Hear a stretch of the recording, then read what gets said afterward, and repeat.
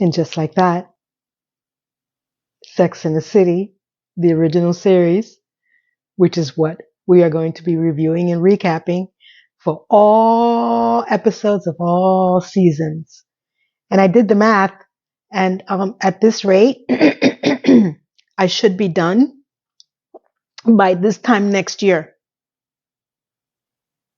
I think it's 11 months if I do 2 videos a week. Are you with me? I think I may have to try to pump out 3 videos a week. So it could go either way, depending on what happens in the next couple of months and my transitioning into a new place. But we're going to go through this. So we are now season 1, episode 5. Secret sex. Oh boy, how do I go into this without offending anyone? Well, there's no way around it. I'm going to have people who are going to think I'm too conservative or not too conservative enough. I don't know if I can balance to be in the middle. So I'm going to try to give you what I felt then and what I still feel now, rewatching this episode from the first perspective of when I first saw it. And I was like, and then, when you don't watch it for a while and you forget about it because so many other things has happened since then, my reaction is still, but I am going to say this. This to me, as I look at it again and really think about it, is the black box. This is ground zero. This is the one that we lost Carrie, independent Carrie. Any hope for her to feel justified to have someone like Mr. Big went right out the window in this episode. So let's get into this. And it's going to be interesting. Stay tuned. Scene opens with Carrie wearing what I thought was a piece of lingerie on a bed. And when I saw it, I realized that this is the picture that she's going to have that explains the picture on the bus. Great. I said, great. We get a little bit of history because I was always curious of how and when she took that picture. The one that's on the, you know which one I'm talking about, right? Mm-hmm. So it does open with her narration about she was taking pictures for her bus picture and that she had some reservations about what she was wearing. Because they show her in different positions. And to me, I thought it was a piece of lingerie on a bed. God, I was naive. I miss those days. So as she's narrating, she said she had her reservations until they told her she can keep the dress. And at that time, I said, that's an interesting phrase, dress. But, I didn't put too much thought to it. I was like, she means lingerie. She could say dress. Sure. Then the next thing you have is with the girls in her apartment. And she's getting ready for her official date with Mr. Big. And we have Charlotte screaming out for her, hey, come on out. And as she walks out, I said to myself, so where's that? What? So she's wearing so isn't that a slip? I mean, in my day, in the people I know, that's a slip. That's not a dress. And Charlotte is in shock. So I guess I'm picking Charlotte this time. And the best line is from Miranda, tits on toast. She has no underwear on. She can't. Where would you put it? Have you seen that dress? So Charlotte calls it the naked dress. I'm like, naked would be a far stretch. That is what you wear to go to bed. Period. And of course, Samantha, being the other side of her brain, says it's you look amazing. So for Charlotte, she says, well, clearly you're planning to have sex with him.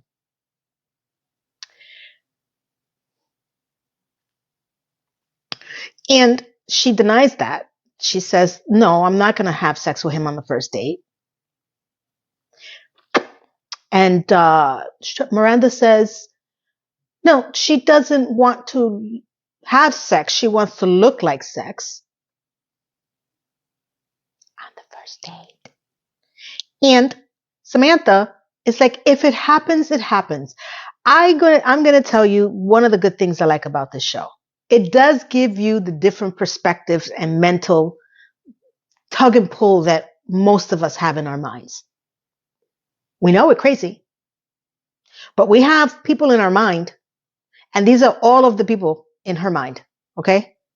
So at the end of the day, we have Charlotte saying rules, which I don't know what math class that she went to. I still don't understand this. I saw this 18,000 times. I don't get it. She says that you shouldn't sleep with someone within the first date. Miranda's like, whatever, you're being, snooty, right? And well, Samantha, well, we all know what Samantha feels. And she says, you should wait at least 5 days. And Carrie's like, oh, you've gone up.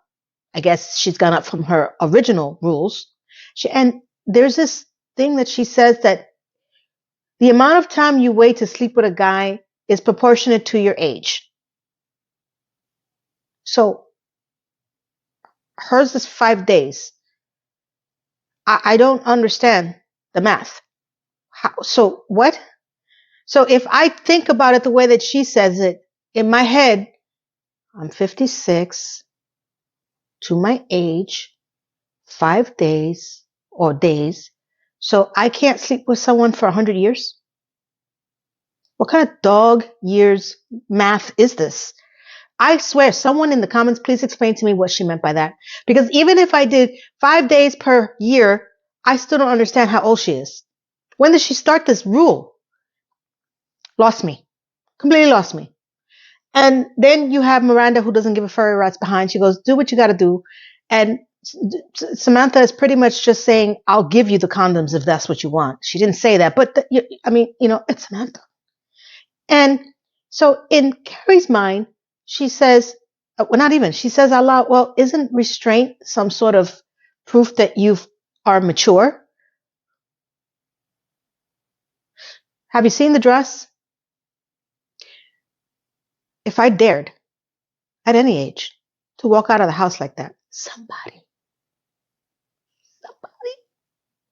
I know would have said something. Okay? And not a good something. They'd be like, girl, where's the rest of your clothes? Why are you walking out in your pajamas and your nightgown and your slip? Nice shoes, but where's the rest of it? I'm sorry. Now, when she said that she wasn't planning to have sex with him, and I'm like, sure. I went back in my head and said, where's smart Carrie? The Carrie that said that she wants people to think of her as smart instead of beautiful or whatever she said. And just like that's a Seema. She walks out. She says, all right, I gotta go, while the 3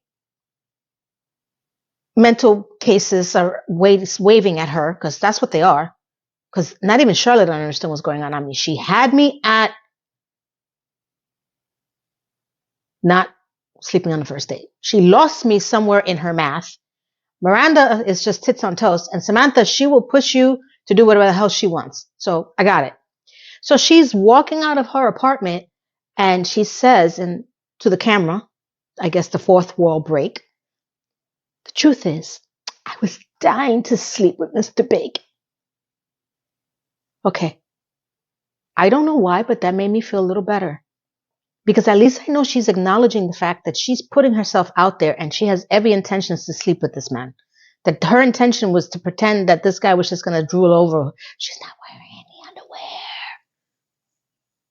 Her nipples are showing.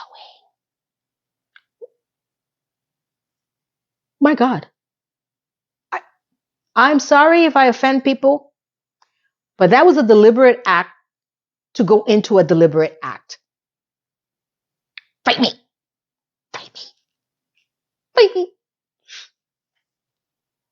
Guess what happens on the date? Okay, wait. Stay tuned. So she comes out of the apartment in full fur coat. The coat was longer than the dress. Can you understand what I'm saying? Do you understand the words that are coming out of my mouth? As she's walking towards Big in his limo, he's like, interesting dress. Now, I don't know a lot of man lingo. I am from Venus, and I know they are in Mars, the men. But generally speaking, when someone pays you a compliment, interesting something, not saying, wow, you look amazing, or like something to that effect, that adjective, that's a problem. Okay. So they get into the limo and they're looking at each other, and he's looking at her like,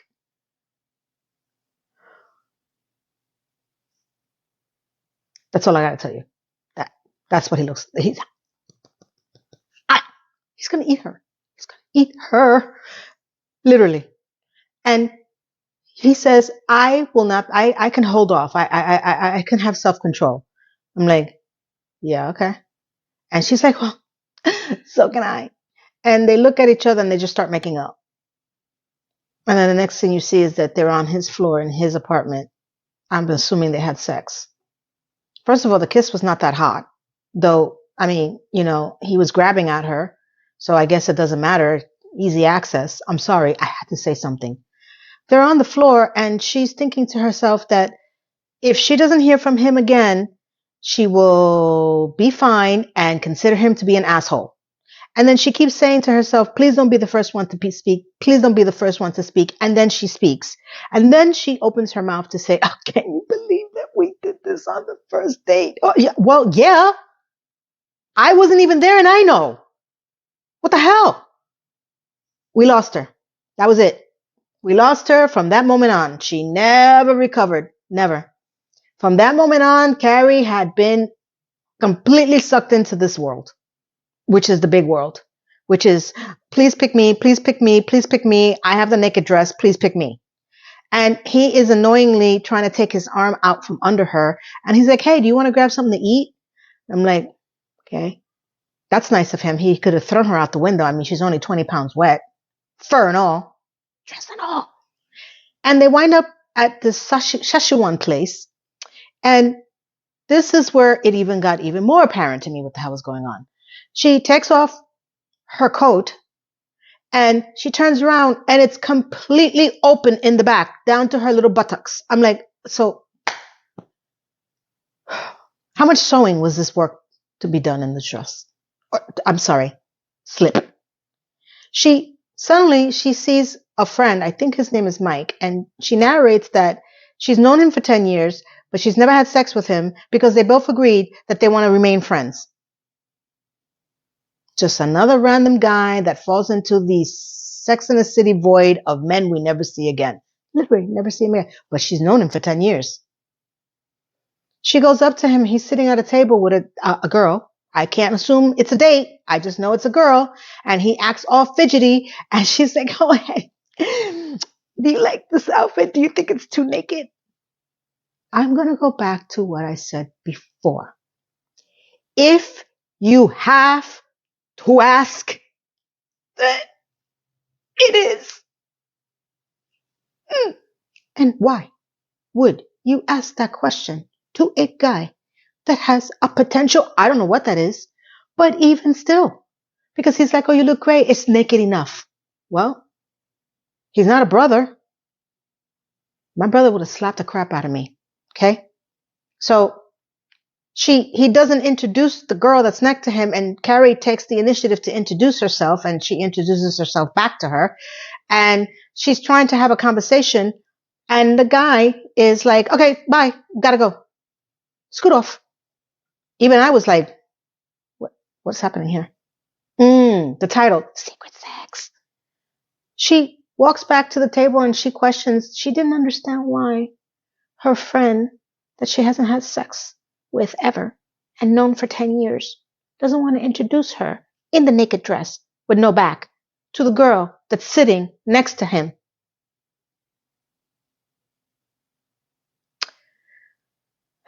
For the record, and I say this from the bottom of my heart, if I was that girl and my man were to tell anybody, I don't care who it is, unless it's your sister, which then I would question you. Hey, you look great, just naked enough? You're going to get the biggest cocotazo in your head. Pow, right in the kisser. Okay? Like, yo, what the fuck? Excuse my language. Ooh, I shouldn't have said that. That's just me. It could be why I'm still single. But I'm not crazy. Next up, Miranda. And God help us.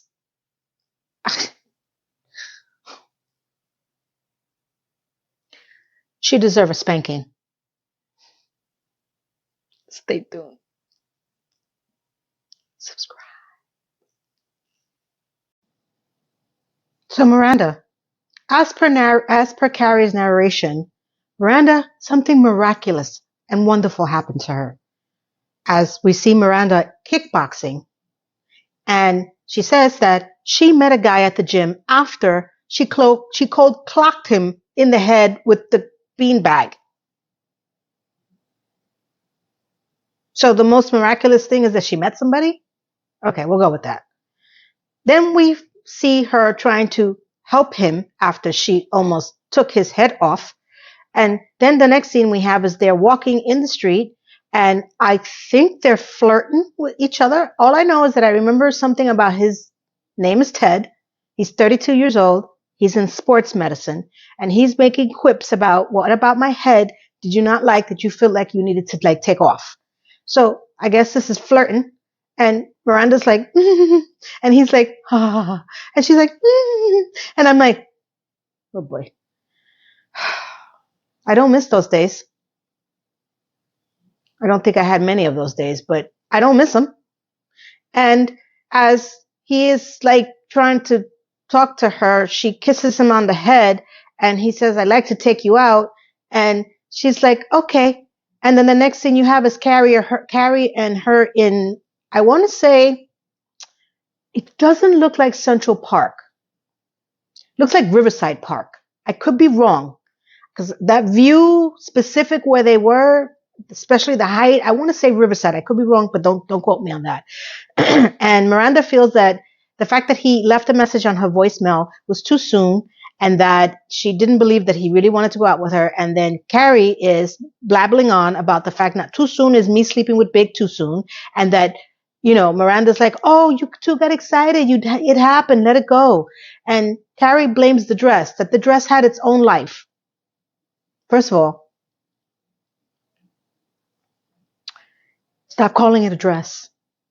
Can we please agree? It wasn't a dress. It was a slip cover. I've seen larger covers for pillows than that. Okay? So then she tells Miranda that she bumped into Mike, the guy of 10 years that she hasn't had sex with, that we've never seen or heard of before, which is fine because we never see and hear him again, ever. And that she felt it was kind of awkward because she felt that he didn't want to introduce her to the date.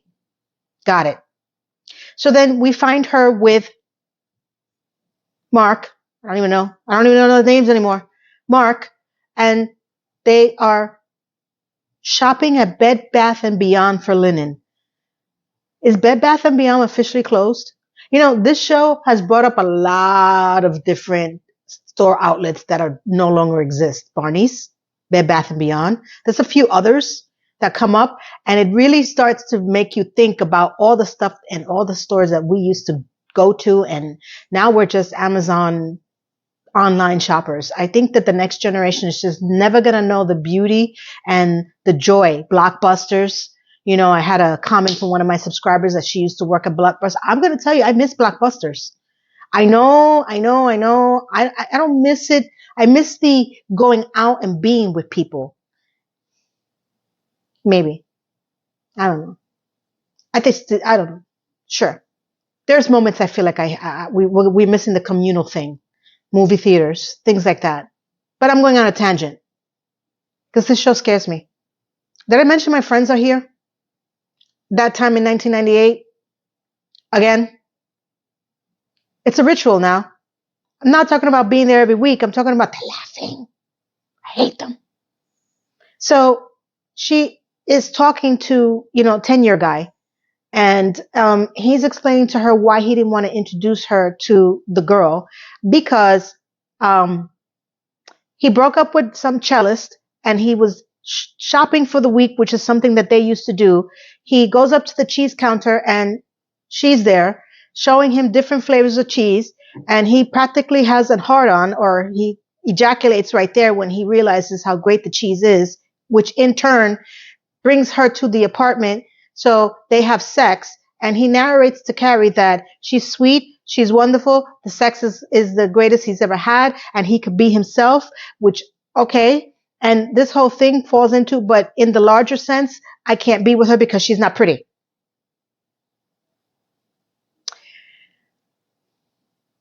Sadly, I've heard this before. How we grew as Homo sapiens and a species, I do not know. I do not know how we got, I don't know how we evolved. I still don't know how we're here. So this whole thing is because he's having secret sex with her because he can't take her out because in the larger scheme of things, she's not pretty enough. But he was with someone else that was pretty that broke his heart. Attaboy. No therapy, divorce bill, or what is it, alimony coming for you ever. You're going to live a long and happy life. Isn't there a song, never make a pretty woman your wife? Go for my personal point of view. Get a ugly girl to marry you. I remember that song. You know. And if you don't know, Google it. It's a very popular song. It was very popular. And I don't justify people wanting to marry people for their looks. I just don't. She was nice. She was sweet. The sex was great. I mean, it's his personal preference, but good luck. Because we do it too. Let's not blame the men only. We women do it too. Except for a lot of us don't even look at looks. We look at wallets and sometimes looks. So it's both of us. We're so vain. We are. Not everybody. So I'm giving it to all of us. How did we get out of this world and how do we evolve? Explain me. How did we evolve as a Homo sapien? So that's it. That's why he won't admit to having a relationship with this girl because she doesn't look pretty. Well, next up, we get to see the full scope of this thing that's going to be on the bus. The picture with the lingerie. Stay tuned. Next scene we have is Carrie is in her apartment with Samantha, complaining about something, most likely Mr. Big. And she is talking to Samantha, and Samantha is rattling off the men that she may have or may have not told anybody that she slept with to prove that she also has secret sex. As she rattles off the men, and Carrie knows each one of them, the last one she met at a spy bar, and Carrie reminds her that he was 17.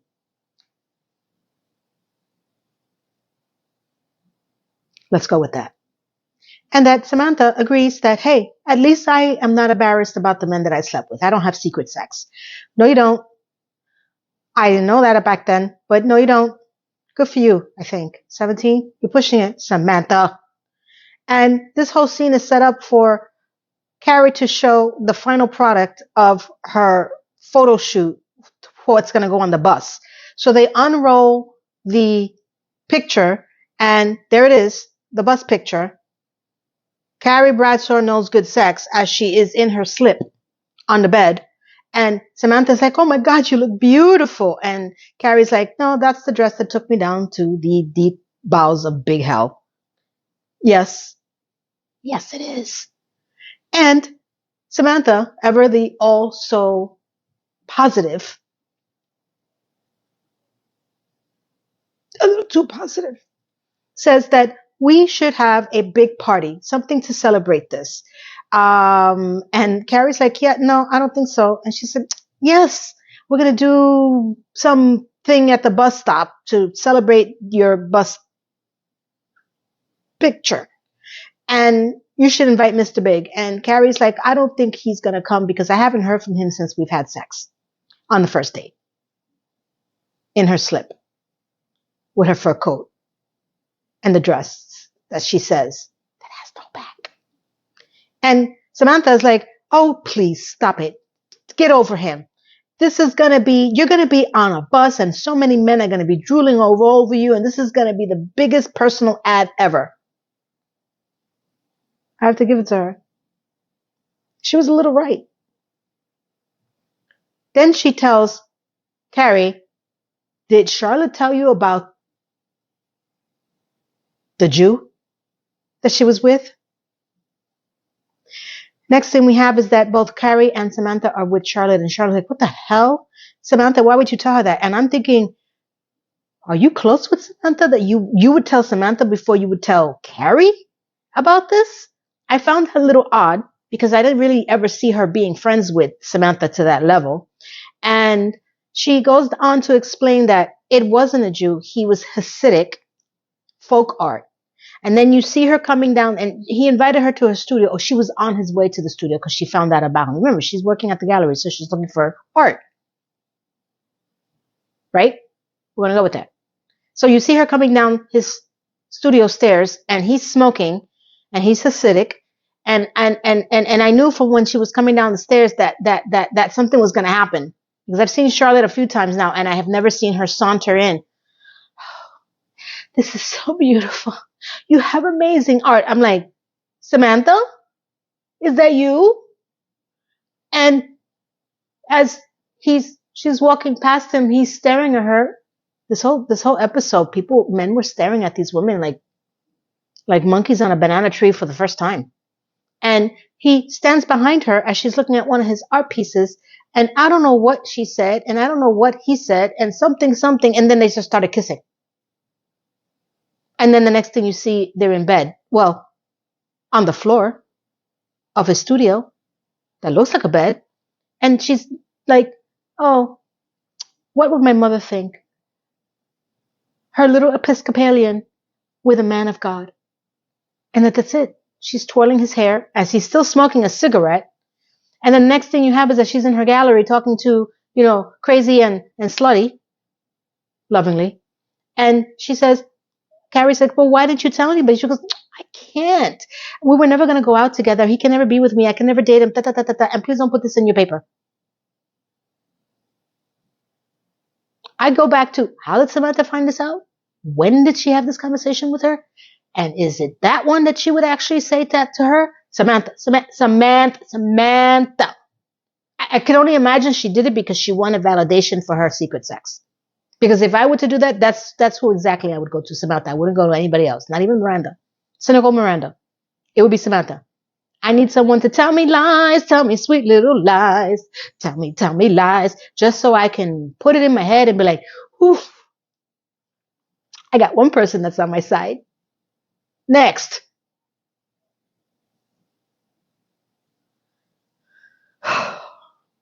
This episode was exhausting. Stay tuned. Subscribe. Okay. Next scene, we have Carrie in her room on her laptop writing her column about is secret sex the new intimacy because there's lack of judgment.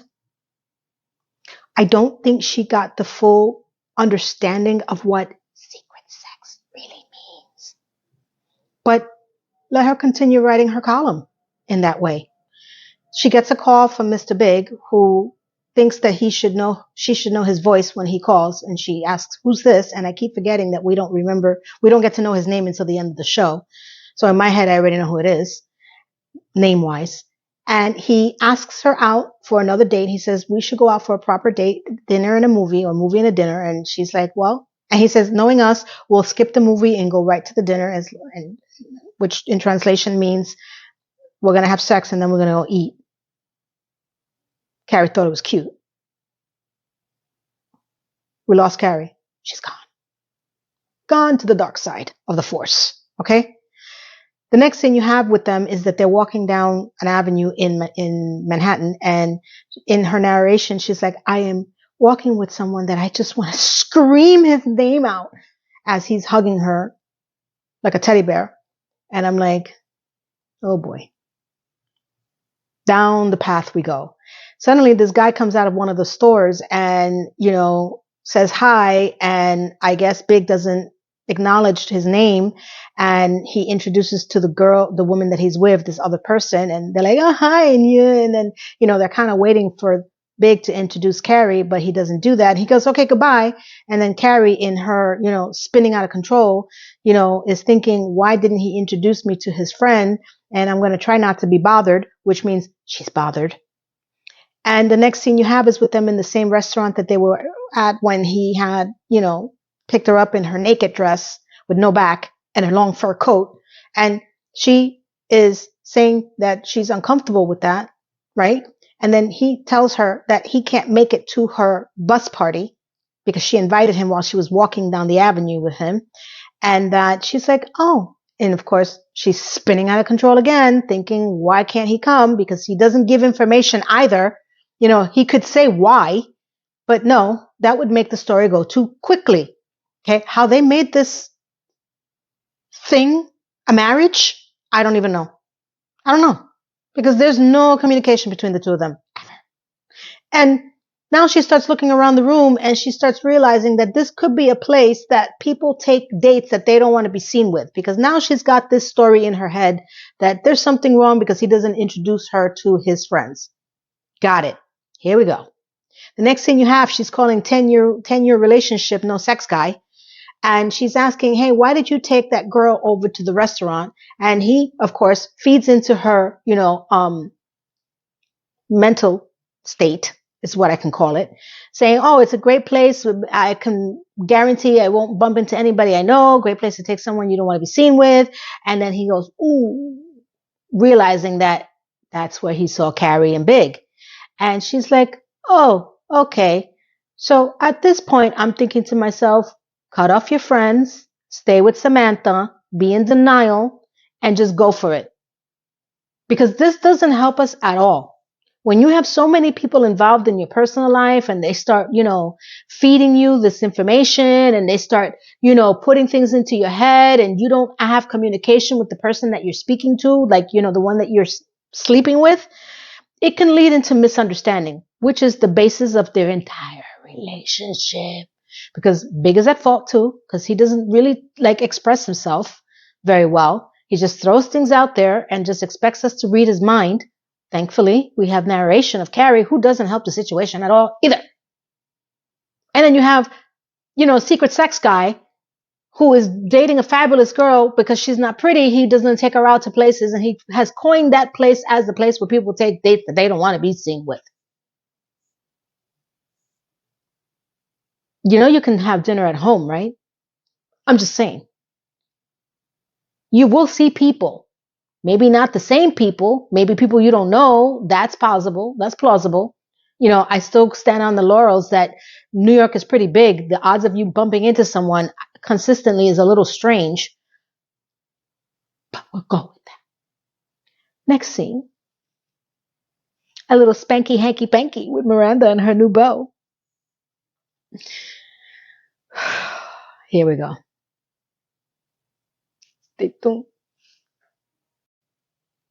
Miranda and her hanky panky. Yeah, I said it. She wakes up in his apartment. I guess they had sex. I don't know how long they've been together, so it doesn't really matter at this point. And he's traveling somewhere for his job, and he tells her, hey, stay in the apartment. Don't worry about it. Words that never should come out of anybody's mouth ever. Please, for the love of God. The next scene of what happens is exactly why you don't leave people you don't know in your apartment. She decides that at that moment after he leaves, that she's going to rummage through his things to find anything. Pictures of old girlfriends, medications that you should be worried about, anything except for what she did find, which was a box of naughty videos. Let's keep it clean. I'm trying, people. I'm trying. And it's about spanking. Of course it is.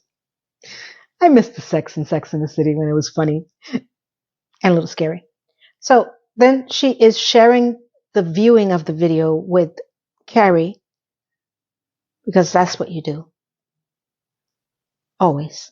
You just don't take the box and or just take a pic. Well, there's no cell phones or to explain the box. You take the box and you go to your friend's house to view it, just in case there's something else on there that is not related to what's in the box. Always. Said no one ever. So as they're watching this and you hear the spanking going on, spanky, hanky, panky, ow, they're trying to justify what is happening here. I've lost all hope to justify anything that's happening here. So I'm just going to go with the flow. Gary seems to think that maybe that's what he's into. And Miranda, thinks that how could she be dating someone that's into this? And I'm thinking, well, it could be worse. And, you hear the spanking going on. And I'm thinking to myself, how is Miranda going to handle this scenario? Why I even asked is beyond me. Because we went from her being embarrassed, not enough for her not to take the box.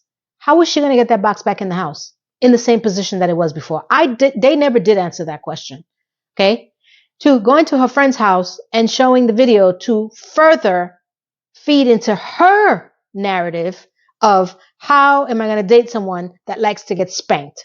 I personally think that she could have misunderstood the situation. He is in sports medicine, and maybe that was being used for medical purposes.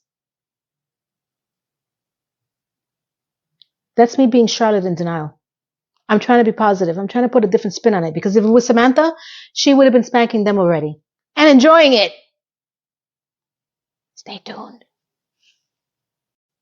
It's the day of the bus party where we get to see her, Carrie, on the M2 Fifth Avenue bus with her new picture of her in her nightie on a bed. Yay! So we have Carrie, Charlotte, Samantha, Les, Miranda, which I wondered why they didn't bring her into the show.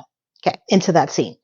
So, Charlotte is asking about Mr. Big because she and Carrie invited him, and she says that, oh, he couldn't come. And she's like, but why? And she's like, oh, I don't know, it's a work thing. And then, she holds back her tongue, and then Carrie's like, well, why? Would you think it's because I slept with him on the first date that he's not coming? And she goes, well, yeah. And I'm like, possibility. Because we still don't know why he didn't want to show up. And, in her narration of her mind, she's like, I didn't want to tell Charlotte, but I also felt the same way. And we're feeding into the crazy. Here we go. Guess who shows up? Mr. Personality, the one that only dates women in public who are pretty, who abuse him. Mm-hmm. Carrie asks him, hey, where's Libby? Why didn't you bring her? And he says, well, I finally asked her to go out with me in public, and she turned me down and broke up with me because she said that she needs to be with somebody who doesn't have intimacy issues.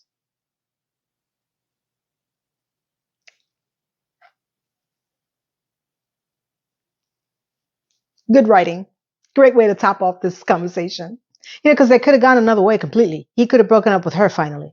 So this was Darren Star who wrote, you put in these ridiculous scenarios, but then you justify it by, the actual outcome that is normally not how it was and just like that, where everything was always so perfect and everything was always shoved down our throats and they made no sense. This made sense to me. I'm like, well, finally, you ding dong. I'm sorry. Ding dong is for girls. Doofuses is for guys. Remember that. You big doofus. So now the bus arrives. Okay. As the bus pulls up, you have the picture of Carrie with a teeny tiny little penis that's right next to her mouth, graffitied onto the poster. Welcome to New York, baby. That's all I have to say. That's a New York move right there. Of course they are. Because why wouldn't they? And she's heartbroken. She's embarrassed. And she feels like crap because she didn't expect that. I'm like, really? You didn't expect that? Are you from New York? Mm-hmm. I love it. I love it. I can't tell that to my friends, so I'm pissed off right now. at that moment. Because I'm like, but in my head, I'm like, and they're just looking at, because they know me so well. They know my facial expressions. They know me. They're like, she likes it. She likes it. Unlike Mikey on the cereal box. She likes it. She likes it. If anybody remembers that throwback, let me know. So the next thing you have is with Miranda, and she's so successful in her way of flirting. So she's coming out with hanky panky spanky out of a restaurant again, and they're walking and talking, and conversation leads to he really likes her, he really missed her, and something he said where she turns around and says, maybe you just need a good spanking. Why, Miranda? Why? Why? So you went from not being able to know if you're going to be with him to you're going to play into this role right now? Right now. Are you crazy? Are you crazy? You don't do that. You don't say anything. You continue seeing this guy. You wait until his fetish comes out, because it will. He's going to spank you. And then when that happens, and only when that happens, do you return the favor and see if he enjoys it. And if he does enjoy it, you lay together with your asses beaten, okay? And then you say, hey, I didn't know you were into that. You never tell how you found out. That is secret keeping 101. Don't talk. Don't speak. Shut up. Go with the flow. How in the world are you going to introduce his fetish while you're walking in the street after having dinner? Why? And then this whole thing, he got embarrassed. Well, let's start off with you're an idiot. You're not even a doofus. You're an idiot. You left her in the apartment alone. You left the box in a drawer, which, by the way, should have been in a box with a key, in a closet, in the back. Okay? Because if you're going to let people stay over, you ask for it. On top of that, he gets upset.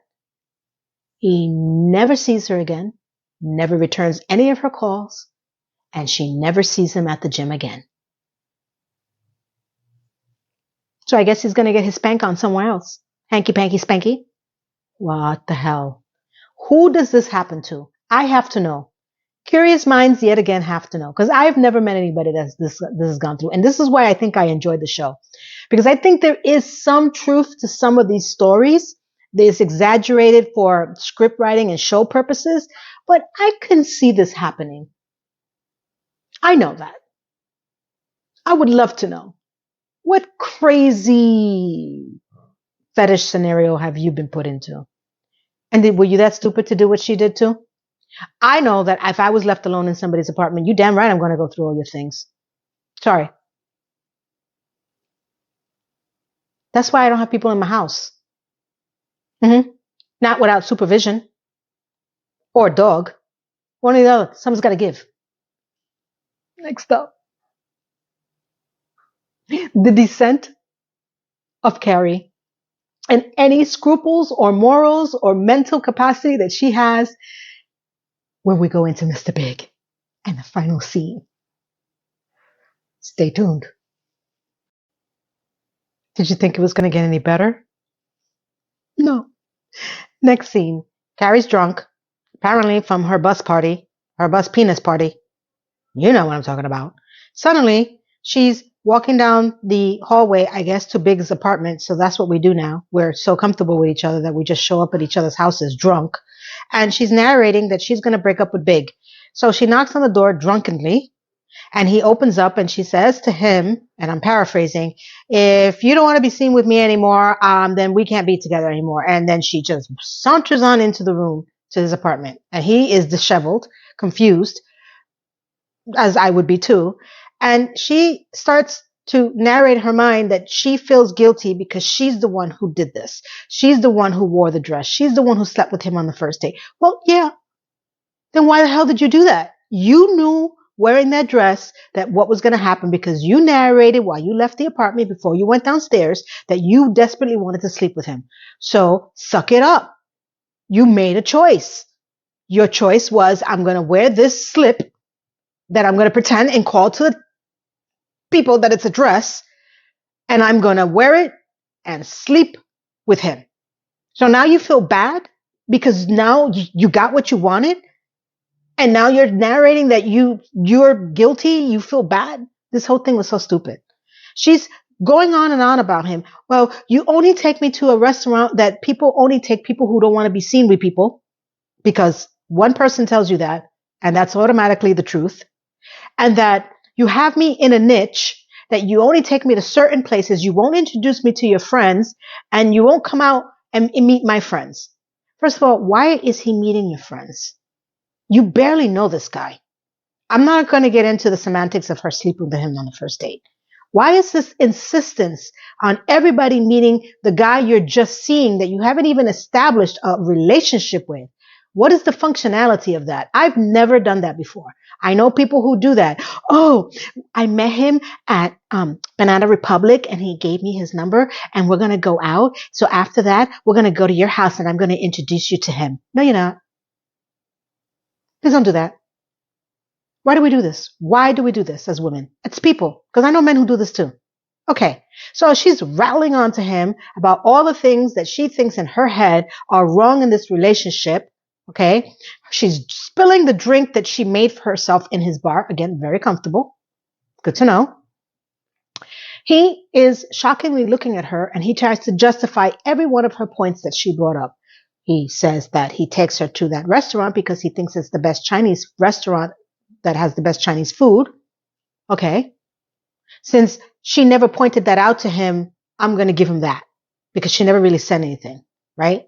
Okay. Because this is the invention from her 10-year non-committal person that she knows that we don't know about that they don't have sex. You know that one? Then he brings up the fact that he didn't introduce her to the guy when they were walking down the avenue is because he doesn't remember his name, and it could be that he's getting Alzheimer's. Yet, while he was walking down after they walked away from each other, he did say to her, "Oh, it's somebody that I skied in Aspen with." You remembered that, but you didn't remember his name. But that's okay. She didn't explain to him, "I feel uncomfortable," right? That you don't introduce me to your friends. So why would he think that there's anything nefarious going on in her mind? He just was embarrassed that he didn't remember the person's name. Got it. The last one I'm taking away from him, because when he explains the reason why he didn't go to the bus party is because he had courtside tickets to the Knicks. You couldn't tell her that in the restaurant? Really? You couldn't muster up the words like, "Hey, I would really love to go to your bus party, but I got courtside seats. Those are not cheap." And I know that because even now they're not cheap. And they were even not cheap over there. My son tried to get courtside tickets for us. And I was like, if you spend even a portion of that to get us courtside seats, I'll kill you. I'll kill you. Are you crazy? I would never buy that. I don't care who it is. I don't care. So I know that they're not cheap, okay? But you couldn't open your mouth and just be nice and be like, "Listen, I would love to, but that's it." No. So I'm taking that away from him. So he's got two, she's got nothing because she's an idiot. And as he explained everything, in her mind, she says, "I should have been jumping up for joy, but I just was scared." Of what? What's wrong with you? What is this hold that this man has on you? You don't even know him. And I'm trying to understand this, not just then, but now. Because when you rewatch this, what is their relationship based on? Couple of times that they bumped into each other in very contrived manners.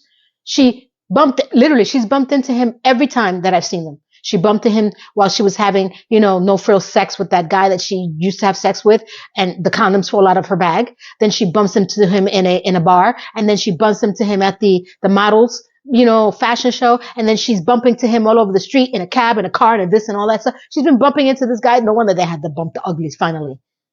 She couldn't even get a date with him because he had a friend show up. Where is the attraction? They just wanted to have sex. And finally, she goes and she has sex, and now she's in love with this guy.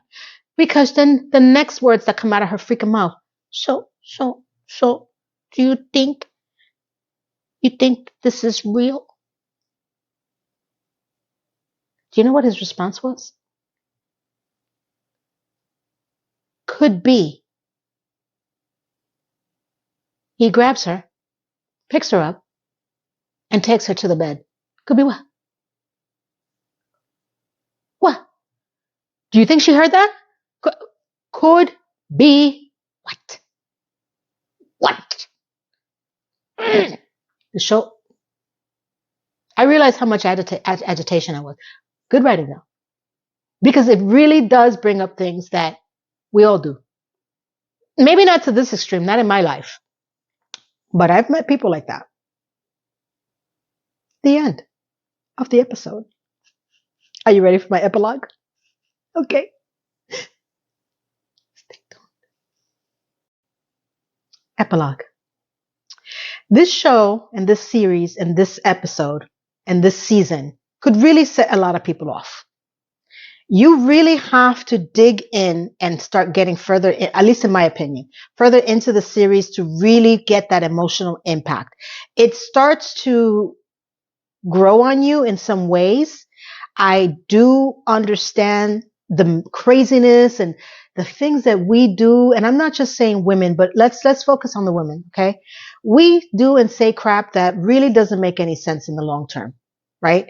Then we go to the men and to listen to the men's perspective.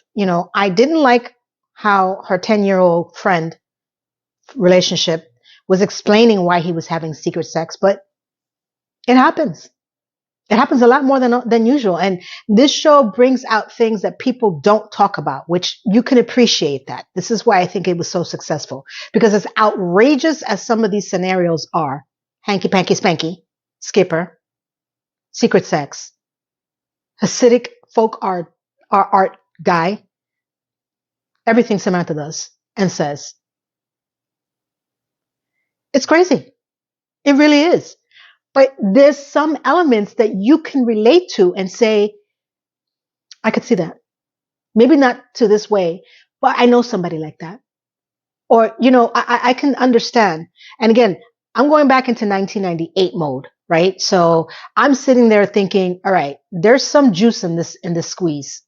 There's something about this show that may not resonate, but it does illuminate because it does get a lot deeper. I think this whole Carrie and Big thing, I do not believe for 5 minutes that it's possible. I don't know everybody in the world, but I think that it was very contrived. How she just shows up at his house drunk and, she's all in love with him and she feels, that he's superior to her. And those things I do believe, but it was just way too much, too fast. And then it just spreads across and just like that until she kills him off. So they say, you know. So it's growing on me. My friends, I'm starting to question a lot. I'm enjoying my Fridays with them and I do miss them and I do miss having this. We don't do this anymore. They're still in my life, thankfully. But, they have refused to watch it just like that. When I tell you they refuse to watch it, they gave me credit for me going through it. So I want to cap this off that I'm under the weather. So if I wasn't as humorous or as deep, my apologies. I am under the weather. There is a couple of things I want to say. One, I put in my description all of the things that I use for my beauty and skincare. I will do a video on it. It is an Amazon affiliate link. So if you decide to go with it, I will earn a small commission and I will thank you for that. There's one product on there that I would caution you, and it's the Rock correction. I'll put the picture here. It is a retinol. And I'm going to tell you briefly that if you're not accustomed to retinols or you're not used to retinols, you have to use this very sparingly and very lightly, because I did the complete opposite. I thought it was like a moisturizer, and I burned my skin. Okay, burned my skin. Like I had a really bad rash, though it healed up after a couple of weeks and my skin came out completely beautiful. But I could tell you that if that's one thing that you want to try, you please be very cautious on how you utilize it. Test it out first. It does work, but I don't think it works in the way that I did it. It shouldn't have been that way. Okay. Everything else is legitimately everything I use. I am 100% an oil of Olay girl. I've been like that since I was 12 years old. So that is the one moisturizer. And if there's nothing else you take from my list, there's one thing that I do recommend you use is Vaseline on your face. Honey, know the skin you're in. That is my secret. Vaseline. I've been using it since I was 13 years old as well, because I grew up in the Bronx and we had to carry Vaseline, in case we ever got into a fight. I'm just saying, little bit of getting to know me. And it really does help with your overall moisturizing. I use it everywhere. So I will do a beauty video. We have a lot to cover. I just wanted to tell you, ladies and gentlemen who may want to use this or buy it for your friends or whoever, that I've had people ask me, and I've decided to go through the Amazon affiliate link and figure that all out. And I put it down in the description. So feel free to click onto it and tell me how it turns out for you. I hope it does turn out well. My lipstick, my makeup, my foundation, everything is in there. Last thing. This is going to be more of an emotional thing. So I'm going to try not to cry about it, okay? So as you know, I say thank you to everyone every time before I leave. Some of you shared some very beautiful, emotional, personal stories. And I cannot thank you enough for feeling comfortable and sharing that. And I bring this up because I was going to do a separate video about this. And I figured, let me put it in here before I go into this. My childhood was not very great. I grew up with a mom who had a mental problem. She had schizophrenia. So schizophrenia is someone who has multiple personalities. She had paranoia schizophrenia as well. It was a very hard childhood. So we're not going to get into how bad it was. I'm just going to say this. To help me get through what I went through, I turned to comedy, which is why I said that I picked up, I guess, my deadpan humor, my humorous. I watched a lot of Abbott and Costello, Carol Burnett, Bing Cosby, and Bob Hope, all of them, all of the greats, right? And it was what helped me clear my mind as I was going through, because I was a child. And it was not until I was in my 20s when I had decided to figure out what was that condition that she had. Okay. We didn't have internet. We didn't have Google. We didn't have anything. So I actually had to go to a library, right, to understand this. And I studied and I was able to understand this. And there was a time, and this is where I think my humor started. There was a time that I was in a group of people and we were just talking about something, and someone asked me about my mother, and I said that my mother has schizophrenia. She has 12 personalities and none of them love me. And everybody in the crowd laughed. And I didn't say it to be funny, but you know how I sometimes deliver things? And it became funny. And it clicked for me there that I can use humor to cover my pain. And it just grew from there. So I'm not in so much pain now. And my humor is as natural as it is, as you can see. But I wanted to share this with you to let you know that they say that some comedians correlate their pain into humor, which is what I fall under, obviously. And there's so many of you out there that are so strong and have gone through so much, and you have shared so much with me, that I just want to tell you something. I didn't know how I was going to get to this point where I am right now to share my life and my story. But I always knew when I was going through what I was going through that I would. I can't explain it. I thought I was going to go into journalism. to be honest with you, and I was going to be able to share my story to help others. So if my story, and I've pivoted a million ways. I've never saw YouTube coming. I never saw anything, a community, anything. But there was always something inside of me that knew that one day my story was going to help someone else. I couldn't explain it then, but now after listening and reading all the comments and all the things that people have gone through, I knew it clicked at that moment that I have to, at some point, share this with you. You're not alone. You're strong. You're beautiful. And stay positive because you will get to the other side. And one day, when I am emotionally ready, other than this little tidbit that I'm giving to you right now, I will share my story. But I want to let you know that you do get to the other side. So I want you all to have a wonderful, wonderful, blessed day. Thank you.